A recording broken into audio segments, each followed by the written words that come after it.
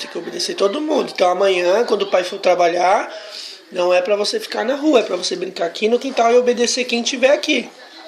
Tá bom? Te amo, tá?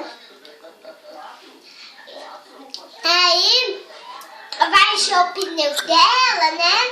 Aí depois o pai dela vai encher o pneu dela, a gente vai andar de bicicleta.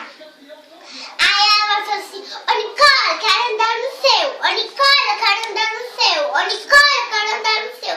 Toda hora. Tá Aí eu bom. não vou deixar não. Deixa não, tá? Se ela tem a dela ou não tem, o tamanho dela compra. Se ela tem, o tamanho dela não compra.